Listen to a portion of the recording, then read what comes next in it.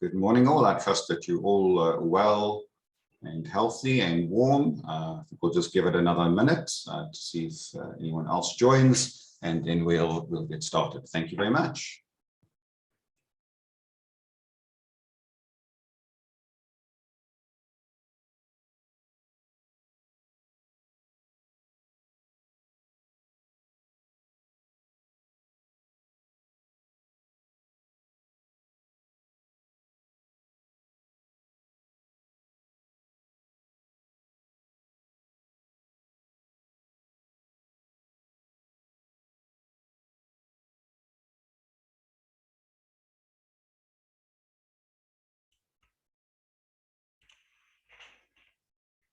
Thanks, Gareth.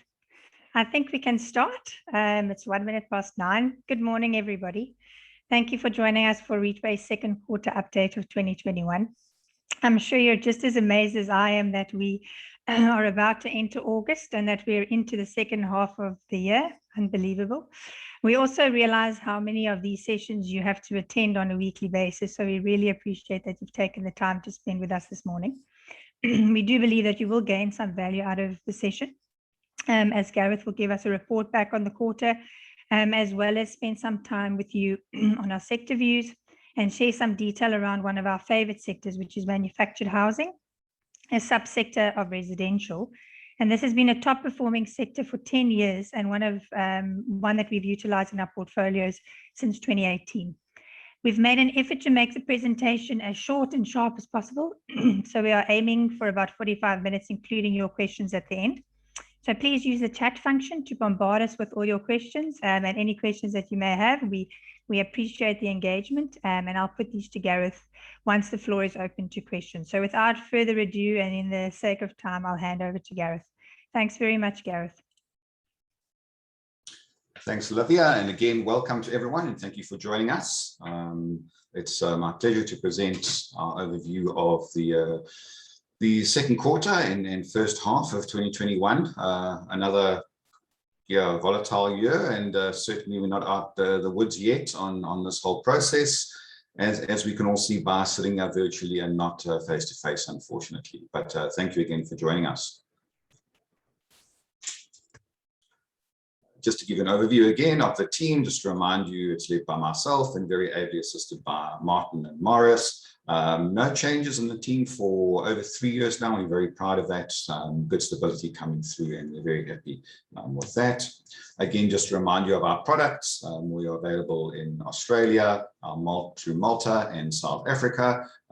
Just the main highlights that have come through in the period is just we've had our 4-star rating reaffirmed by SQM in Australia, and just also again highlight, I think some of you might not have been aware that we were in the running for Fund Manager of the Year for Australia in terms of global property securities, and we were a finalist in that, so very proud of that too. And then also across Australia and South Africa, we still maintain our 5-star Morningstar ratings, 5 Flex Crowns, and our Raging Bull, which we're still intensely proud of and continue to work towards.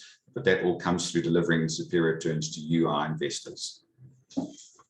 Our geographic allocation at the end of June was primarily focused in the US. Unsurprisingly, we've moved a lot of our exposure from markets where we started to see them lagging or potentially moving into more troubling times into the US, which has really been emerging from the crisis faster than anyone. It's worked well for us, especially you'll see the very low exposure we have to Australia in particular. We moved most of that prior to the current lockdowns that have come through as Delta starts to work its way through the continent, unfortunately. Small exposure to Canada, the UK, China, also small exposure there. Remember, we would have had higher exposures in the past. We cut all those prior to the latest swings that we've seen again, so managed to avoid all the bad news from that. Also, just to remember, this is on a look-through basis, and we don't actually have direct holdings in China, and we do not have any Chinese listed exposure as well. When we do go into China, we'll typically go through listings on US exchanges or via Hong Kong. Europe still remains one of our favored markets as well, also starting to emerge from the crisis very strongly, a good strong vaccine rollout, which we've been very happy to see. And then we've started to increase our exposure to Japan slowly through the year as well. They are certainly not out the woods yet, also lagging a little bit on their vaccine rollouts, and numbers are not looking great there. So again, we've been happier to rather have a greater exposure, for example, to the US than keeping it in Japan, for example. Our sector exposure, we remain very positive, especially on residential and industrial, which for us has continued to perform very well. You'll start to see that retail has now started to come up a little bit as well. We've been very particular in choosing the types of retail exposure we have, and I'll discuss this a little bit later. We do think that retail has run a little bit too hot at times as well. But again, you know, within that, with the various sectors, we can change our exposure there from malls to strip centers, etc. Office as well, not a very large exposure. You'll see that we are quite underweight office in terms of our exposure versus the benchmark. It's just a lot of noise in the sector, and again, we'll just discuss that a little bit more detail. For those of you that were on our BCR call last week, we highlighted the office sector there too. You'll see retail again, as I mentioned, is quite underweight. And again, diversified is typically underweight for us because we like to invest in sector specialists in particular. You'll see our largest overweight, as I mentioned, remain in residential, in specialized. And then our cash was just a little bit elevated at the end of last month. That was just due to some flows that we were busy distributing. But at the moment, our cash exposure is below 2%. And that's where we typically like to leave it unless there are any major issues within the market that we are looking to avoid. Our top 10 holdings on a look-through basis. Again, you'll see our sector overweights coming through quite clearly here. Prologis, which reported just in this new current quarter that we're in at the moment, very strong results. We've been very happy to see those. Not surprised, they remain a global heavyweight with exceptional performance. MGM on the triple net gaming side, strong, stable performance. We're happy with that. Simon, you'll see, again, just mentioning our retail there. If you're going to choose a national heavyweight, international heavyweight, really, Simon remains one of the top players to be in. And then you'll see our residential coming through the Invitation Homes. We also have started to increase our healthcare slowly as the US starts to recover, as senior housing starts to recover. On the storage side, storage has finally started, I think, to receive the love back that they deserved for the bulk of last year, where most of the market, for some bizarre reason, we found it very strange, turned off storage as a sector that benefits from disruption. You know, COVID-19 has been nothing but pure disruption. But again, looking at the results we've seen coming out of them in the current reporting season, the storage sector has continued to perform extremely strongly, not only in the US, but also in the UK and Europe too. Again, just mentioning VGP is one of our Benelux warehousing companies. They again have just continued to perform exceptionally well over the past 4 years and continue to expand pan-Europe, and we're very happy with the exposure we have there. Small office exposure with Boston. They reported their results last night, actually, again, also very strong results, which we are very heartened by too. And then you would see Echo Polska here at the moment coming in number 10. We have exited this position actually subsequent to month end, just to focus more on our exposure primarily into the US and Europe. So just to highlight that. Our performance over our fund lifetime, which is going to be soon hitting our 10-year period, which we're very proud of, continues to perform very well and very strongly. We remain a #1 fund across all periods except 1 year, which for us again is we're not happy with that. We always strive to be #1 across all periods. If you want to be the top fund over 10 years, you need to be the top fund over every year that you actually are operating in. And that really again comes from delivering superior returns to our investors. So we're working very hard on making sure that we can recover this underperformance this year. The bulk of that really is explained by very strong movements in retail, and especially the first quarter of the year. Also movements in Japan as well, which were a bit overdone to us too. We are not going to chase and speculate on where things might be bouncing, and rather prefer to chase fundamentals and make sure that when we are moving for the best reasons that have longevity within the markets. We are not looking for short-term bounces. We are looking at delivering long-term exceptional investment results to our investors. On a 3-year rolling period, we're very happy with our performance versus the index, which we have managed to substantially outperform. This is on an annualized basis, net of fees, just to note. Also to outperform very strongly our peer group average and the bulk of our peer group funds as well. So again, on the longer periods, which is really what we do aim to deliver, is we remain with our performance, and we trust that we do too. Looking at the performance of the fund during this current COVID-19 period, which we look at going from the start of last year, January, when its cases started really to emerge in China and started to affect the markets there, and how these have rolled out globally, is we've identified very distinct periods within the market. Really the calm before the storm globally, where it was already starting to happen in China. The COVID crash that happened towards the end of February up to the 15th of March. The Fed coming in to save the day in March with massive injections of capital, which really did turn the markets around. And then the market's really going into what we viewed as a valley of uncertainty, where we're just not sure what was going to be happening. We're just not sure when vaccines were going to be coming through. And then that vaccine bounce that came through on the 9th of November, which really got the markets bouncing very rapidly over a very few days. And then coming more into this year, where we've had the reopening rotation very strongly into some of the sectors that sold off last year, at times we think a little too strongly. And now, since the end of February, are we moving into normality again? And just looking at our peer performance here, these are just our competitor funds, just in grey and grayed out, and then put in our performance, just so that you can see how we have managed to perform versus our peers. We're very happy with that outperformance. We managed to avoid the bulk of the sell-off during the crash, and managed to perform very well during the valley of uncertainty. Not happy with our performance in the vaccine bounce. We were just underweight retail on those days that it opened, and I'd say, if you were not in on literally the day that Pfizer news announcement came out, you missed a lot of that bounce. The reopening rotation as well. I think, again, as I mentioned, just avoiding certain parts of retail.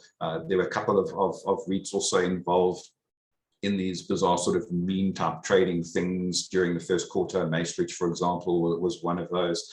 It's just been a little strange. But then, moving more into what we view as more normality within the markets, we have continued to perform quite well. So during the period of COVID-19, we have managed to maintain performance of almost 20% versus the index. We remain extremely proud of that performance and continue to work to maintain that.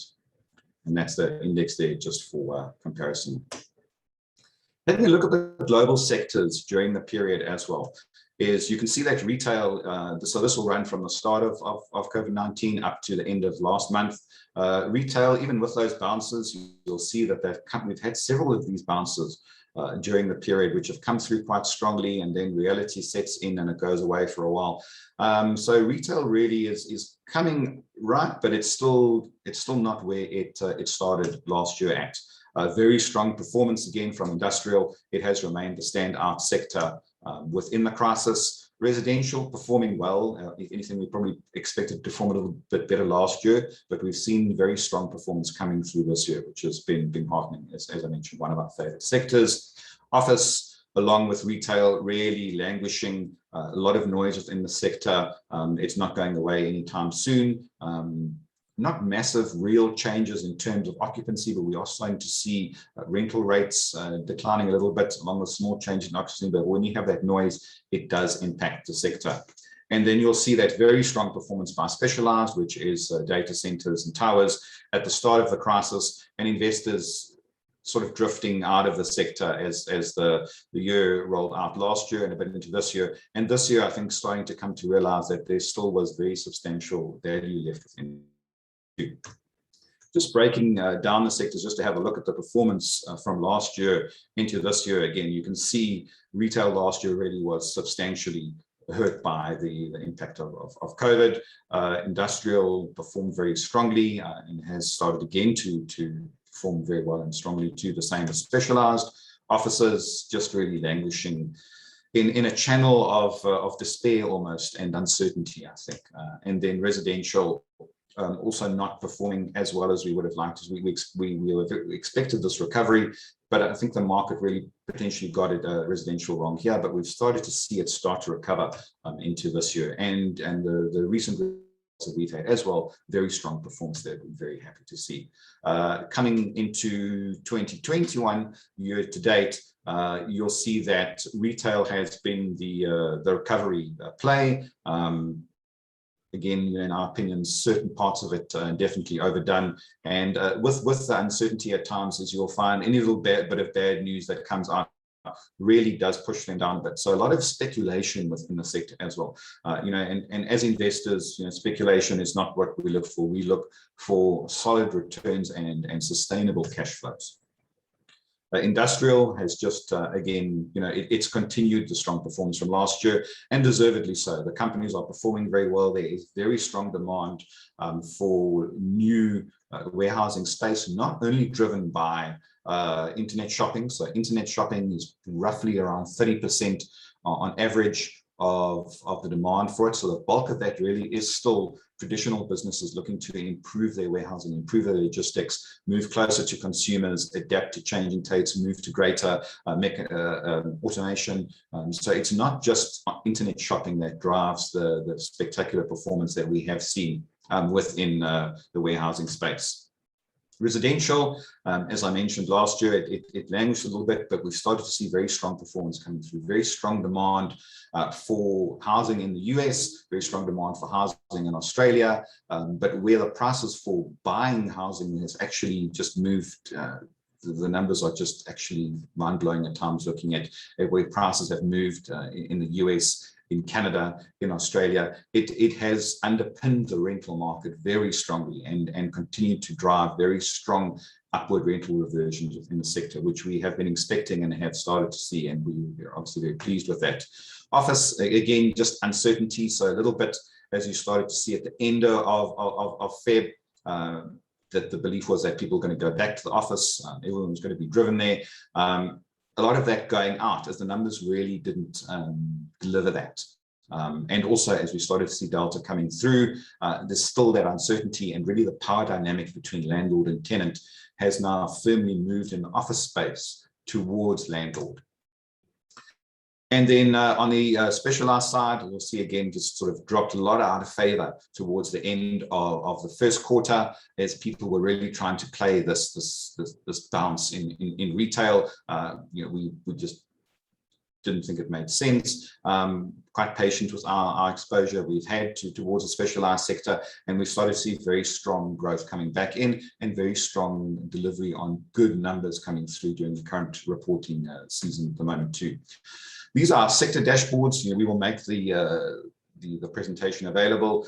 We do these on an ongoing basis, and behind this will be all the individual countries and the data as well. But we'll not go through each of these line by line, but please feel free to go through them in your own time, and also come back to us with any questions you have.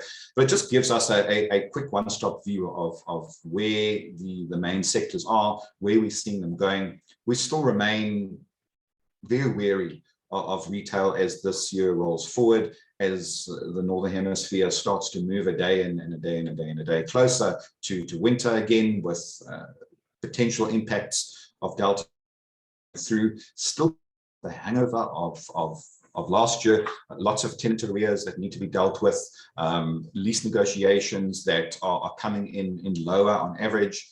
Some markets doing quite well, but again, on average, it is a sector that is still going to be dealing with a lot of challenges from COVID. And then just adding on to that, the general challenges that they were facing before COVID, with the movements of people's shopping habits online, the change in people seeking more experiential offerings, and the cost that has for landlords. So those haven't gone away.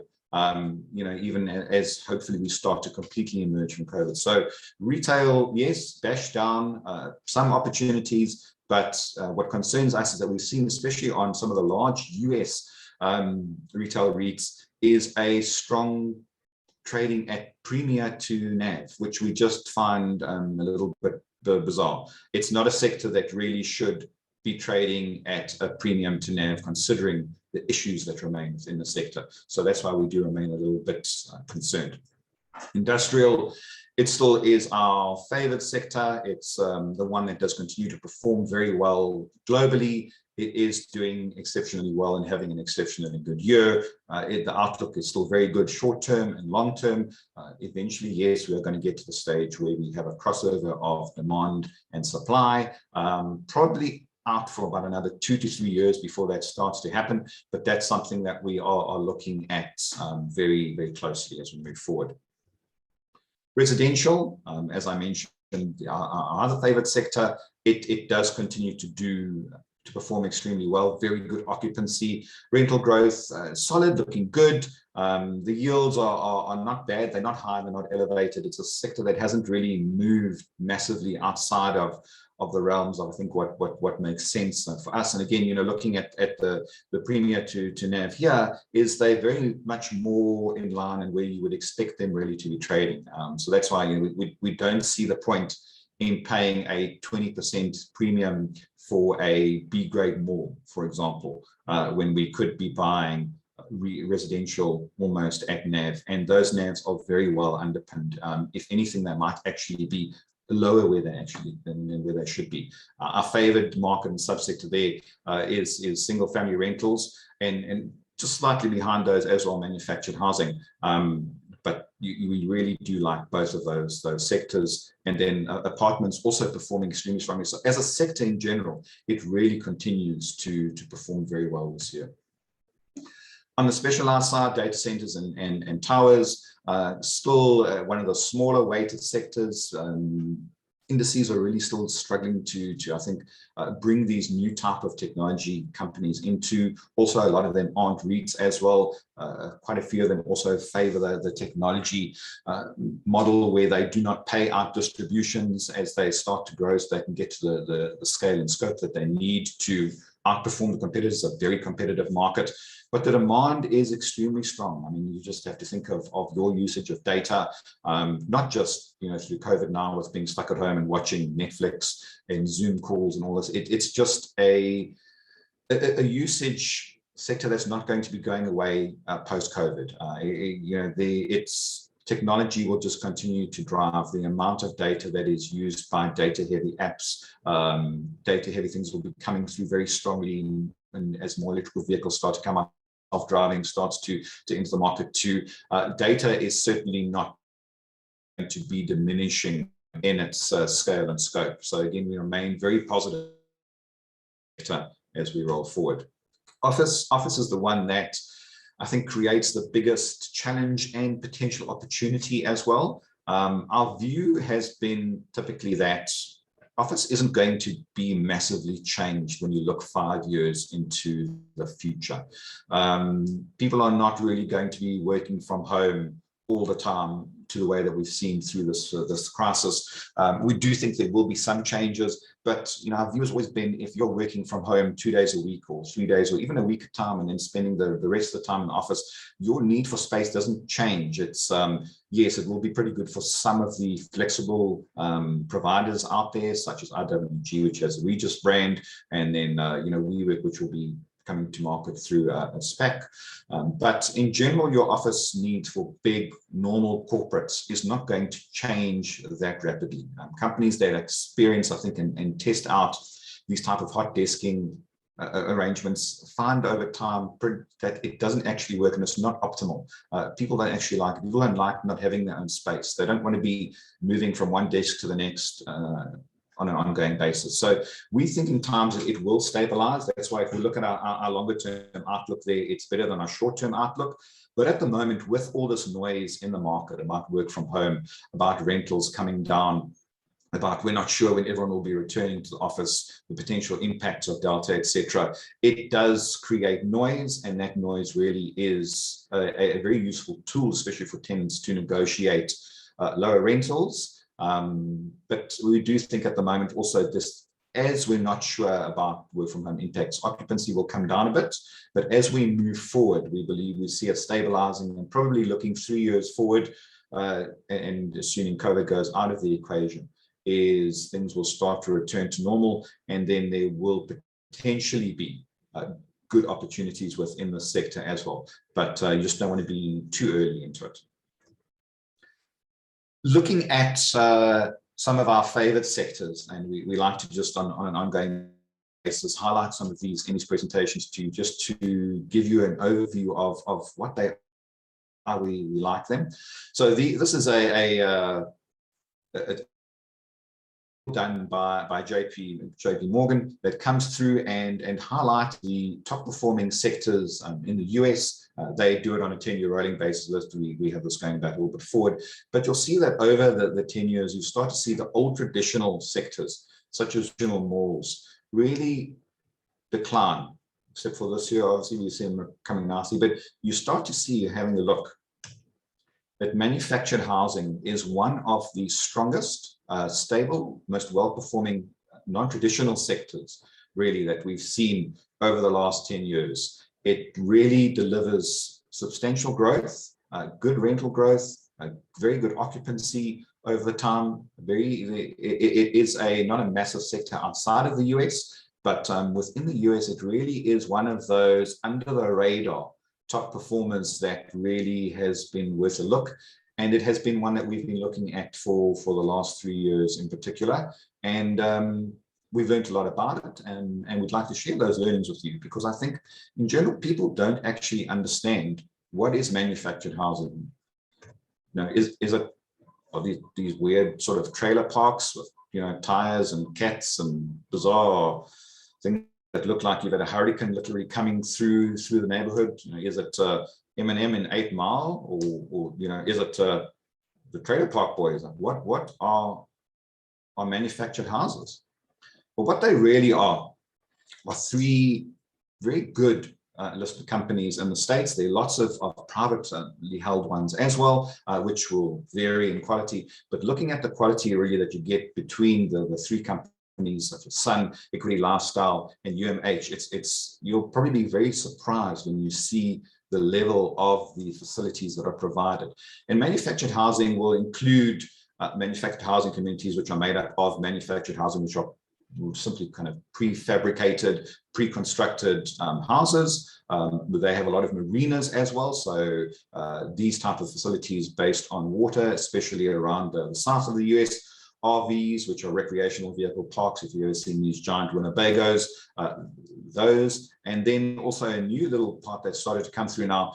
So those of you that might watch HGTV here would have seen the rise of the tiny house movement. And this has become quite an interesting part of it too. So these are the type of facilities that you will come across within these companies. And I think especially for us sitting around during this winter that really is dragging, I would have no problem sort of going to Equity Lifestyle's facility here in Florida and looking out onto the water there. And you can see these facilities are very well kept. They're very well maintained. The RV parks are, you bring your RV, you park, you've got the pad that you're on, you connect to your utilities, power, water. These are the tiny houses. You see they actually are on wheels. They can literally be moved anywhere, and they have everything that you need within them. And this is a manufactured house. So for example, this is a factory built house that is brought to site double wide. So you can see it's got that double width. These are times here you can see will be a mixture of double width and single width.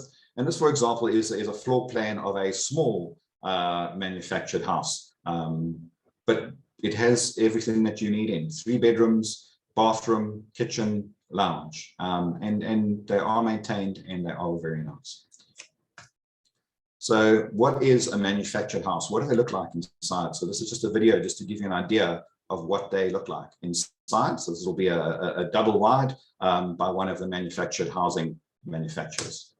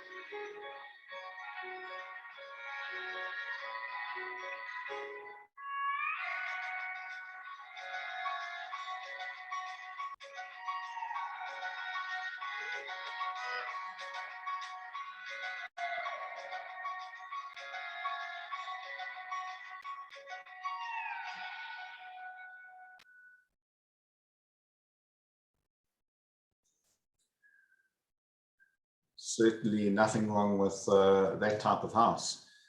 So just our snapshot of the sector, you'll see if we strip out manufactured housing out of residential in general, see it's a very small part of the indices, but having a look at occupancy numbers on average, they are exceptionally good. The forward growth numbers, very attractive. The yields not massively high, but they're very stable, and not giant premium to NAVs as well. Our outlook again remains very strong, both short term and for those, and having a look at their performance in US dollars over the last 2 years, very strong outperformance of index. So the three main companies that you can that operate in the listed space in the US are Sun Communities, Equity Lifestyle, and UMH. Sun Communities and Equity Lifestyle are the two giants, and UMH still a very small player within the market. They purely focus on manufactured housing, primarily in the northeast of the US, around especially the shale areas in the US, whereas Sun Communities and Equity Lifestyle focus on, Sun Communities, not surprisingly in the name, on the Sun Belt of the US, but they will have properties all the way up into Canada, parts of the northern US, but a good mix of manufactured housing marinas, as well as recreational vehicle parks as well. We added Sun Communities to our portfolio at the start of 2018. As you can see, just in general, this wouldn't be our weighted performance, but this would be the performance of Sun, for example, versus the index since then. It really has been a spectacular performer versus the general market. But that's all good and well.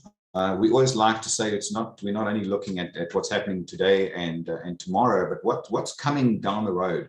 What are the interesting things that we see potentially coming in this space? So as you know, with manufactured housing, these are primarily made in and then typically shipped to the sites in which they are. But the future seems to be moving to something interesting, where your manufactured house will literally be 3D printed on the site. So this will obviously be interesting for both the manufactured housing REITs, as well as people looking at buying printed houses. And we found this quite fascinating of where the future looks. I'd like to give you a view. This is the house that Jack built. It's a nursery rhyme, which might need an update. How about the house Jack printed? Here's Beth Tracy. It looks like some sort of industrial soft serve machine, precisely pouring its pattern one layer at a time. What this giant robot is doing is hard to wrap your head around. It's printing a house. This is a house 25. Jason Ballard is the CEO of Icon, a company in Austin, Texas, using massive 3D printers to redesign home building. So is the future that we're all going to be out for a walk some night seeing robots building houses down the street? Robotic construction is absolutely our future. This is a complete transformation to in the way that we approach sheltering ourselves, in the way that we approach building. This nearly 5-ton machine follows a computerized blueprint and can build the entire wall system of a home with a concrete mixture in less than a week. Traditional construction is used for the foundation, the roof, wiring, and plumbing. But printing the walls is several times faster than wood framing. And Icon says the concrete structures are highly energy efficient and can better withstand natural disasters. So this house has curves. That's right. And you don't have to live in a boring box. These wavy 3D printed walls will eventually become this high design home. 3D printed homes are rare, but they're starting to pop up all over the world. These domes in Italy were printed out of dirt in 200 hours. And another company plans to build the first 3D printed neighborhood in the United States in the California desert near Palm Springs. So why are they catching on? Cost and speed. Icon is trying to cut the cost of construction in half while building homes twice as fast, something some housing market experts doubt is possible. But what's not in question is that the U.S. is currently 4 million homes short of buyer demand. We need housing for homeless folks. We need affordable starter houses. We need middle market houses. So we need more of every kind of house, period. Also, construction work is hard. This doesn't get tired. Yes, humans get tired doing this kind of work, but humans need jobs. There's a nationwide shortage of skilled labor in the construction profession. We're filling a gap where there's not enough jobs. This bedroom right here could be a home office, could be a guest bedroom. Paulo Soriano and his fiancée Shay Craig have been struggling to buy a home in Austin's red-hot housing market. Each of these houses was printed at about. They came to look at some of the first 3D printed homes for sale in the country. The first level of this 4-bedroom, 4-bathroom house is printed concrete. The second floor is conventional construction. It will be listed for around $700,000. So would you seriously consider buying something like this? Absolutely. 100%. Yeah. This is really such a good value in terms of space and the amount of bedrooms. You know, we want to start a family one day, we definitely need extra bedrooms to accommodate that. So Subtle hit. yeah. This is the way we should be building. Jason Ballard is also using this new technology to shoot for the moon. His company is working with NASA 3D printed shelter for astronauts. They live on the moon and Mars. I think this makes construction exciting again, and it's inspiring. So certainly fascinating stuff that. So in conclusion, we certainly view that the rest of this year is certainly going to be volatility, very much like the first half. We are not out of the woods yet.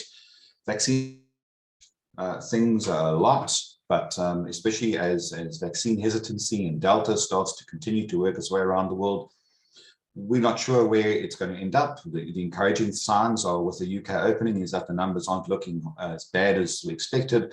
So that's great news, and we hope that continues. But the global crisis is not over. In terms of inflation and rates, we view the market as being a little bit more benign and transitionary, I think, than several other commentators might. And we remain quite positive that things will start to slowly improve, all things being equal. Retail and office are stabilizing, but there are a lot of unknown impacts that potentially are still going to come through this year that concern us, and we are keeping a very close eye on. But we remain very positive on our overweights within data centers and towers, logistics and warehousing, and on the residential side, especially single family and manufactured housing. And very happy to take your questions now, and thank you very much for joining us. Thanks very much, Gareth. We have had a few questions, and I'm just going to stay with manufactured housing for now. There was a question around, while they look very impressive, do they last long in terms of wear and tear and maintenance, etc.? What is their durability like? Yes, they do. So they are, if you know most US manufacture, I think it's always, looking from South Africa, we have a jaundiced view of construction that's not traditional brick. But when you consider the wood and facing construction and wood and shingle construction, as well as wood as aluminium siding, They do extremely well over long periods of time. They do last very well in climatic conditions that will range from up to 40 degrees in summer down to -20, -30 in winter. No cracks. They actually last much better than South African construction over the long term. And for these companies, obviously, it's important for them to maintain these facilities. So they do spend a lot of money on capex, on maintenance, on looking after the facilities. Tenants move out, making sure they're in the same condition for new tenants. So it's not as much of an issue. They last. And the capex requirements also are much lower, for example, than on an apartment building or even on a single family house. So the manufactured housing providers do have an advantage there, both on initial cost and ongoing cost. Thanks, Gareth. I know that Greg did an audit of a manufactured home factory. So Greg, is there anything that you wanted to add?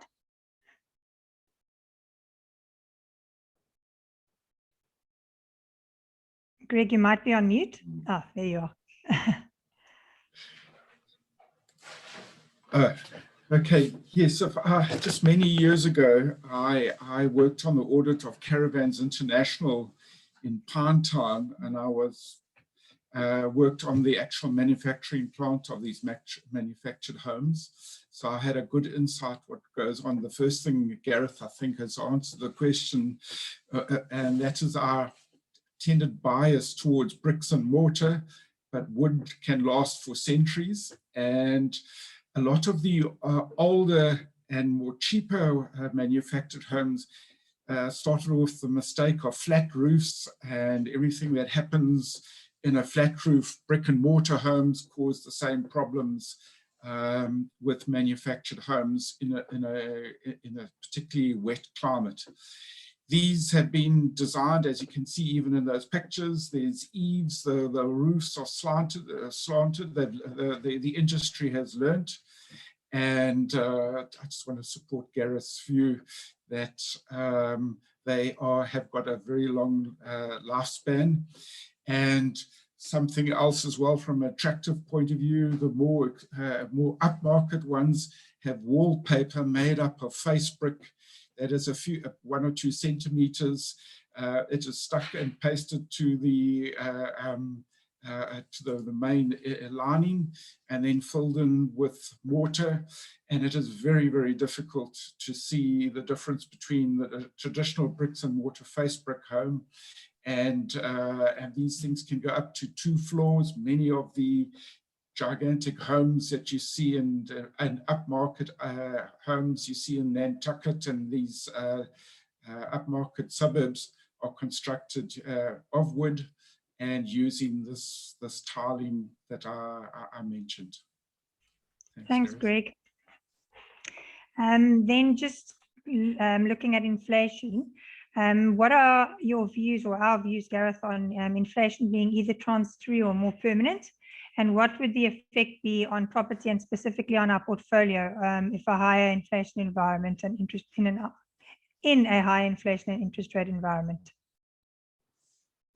Sure. So we are seeing inflation. We're not seeing it as high, as sustained as high as we've seen the numbers come through. So having a look at the components of most of that inflation, we do expect those to come down over time. You'll see most of the key drivers of the inflation numbers in the US have been very few select sectors, really catching up from last year, also dealing with shortages of things, for example, such as cars, housing, lumber, etc. in the US. But when it comes to the impact of inflation on the global listed property sector, it actually is not a bad development for it. It actually enables most of the listed property companies to increase their rentals, especially those that have shorter term lease durations can actually move those up pretty quickly, which results in improved cash flow on a faster basis. So we're not concerned about inflation. Also looking at the performance of the sectors, typically through periods of inflation, it does perform quite well. So we're not concerned massively about that, but obviously we keep an eye on it, because should this current pandemic carry on longer, should there be a 4th, 5th wave of another variant that, for example, completely escapes the current vaccines, then things change drastically again. And, we will then have to look at that. But, with 25 sectors and subsectors, is we are able to move the portfolio into those that benefit from whatever the conditions are at the particular time. Excellent. Thanks, Gareth. And moving on to data centers, our view on Chinese data centers, the Chinese data center space.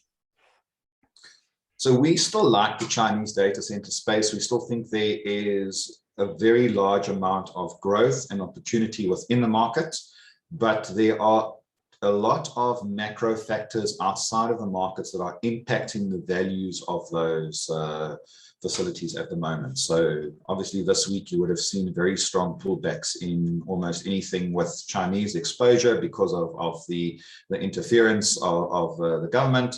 Very strong bounces last night again in the US for these companies too. Strong bounces for the Hong Kong listings this morning too. But in terms of their general business, so the underlying business, taking the macro factors out, they remain very strong, they remain very robust, and they remain very attractive. But the market this year, due to issues and political issues and macro issues, also including US and China fights, it really has become an extreme risk-off situation. So we had very large exposure to GDS over the last 2 years, small exposure to VNet as well. Our GDS investments performed very well for us. We did exit most of those roughly about 2.5 months ago too. So we've avoided the drop off. We do think that there will potentially be some good value again where the way prices have moved, but there is still a lot of volatility within it. So we don't want to be first. We don't want to try and catch a falling knife, but we do believe that there is still substantial value within the sector should things stabilize and we move back to a more normalized situation such as we had prior to this year. Perfect. Thanks, Gareth. And then we've got one last question on Unibail Rodamco. What is our view on it? Because it's been in our holdings from time to time. Yes, so we do have a small exposure to Unibail. We do think it is a very well run and managed company. We do like the exposure they have in terms of very good class malls on a pan-European basis, as well as the malls they have in the US, which they are looking at divesting. The big question for them is getting their debt down. It's managing to divest the US holdings at a value that would make sense. There are a lot of moving parts with Unibail at the moment, including also their suspension of their distribution too. So it is quite a volatile movement, but the underlying portfolio is still strong. The performance post-lockdown has not been bad. We actually just had their results came out last night, so we're busy working through the current results and we'll be attending the call as well, just to see where everything's going. But in general, the company is performing acceptably. It wouldn't be time yet. It's not clear enough to go into Unibail on an overweight basis. There are still a lot of moving parts and there are still several areas of concern, especially around the balance sheet that would not make us want to have too large a position in the company. But should they manage to sort those out, we do think that it will start to return to a more focused, a leaner company than it was, for example, 2 years ago. They had a badly timed and a badly managed merger. They overpaid, they bought the wrong assets, and they were then hit with a pandemic. So it's really been a bit of a perfectly bad storm for them, but they do seem to be focused on emerging from that.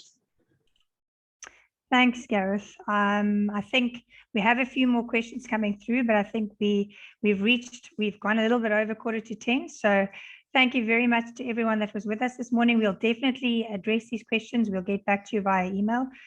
We appreciate your time this morning. It was good to have you, and we look forward to seeing you soon. Enjoy the rest of your week. Thank you, everyone.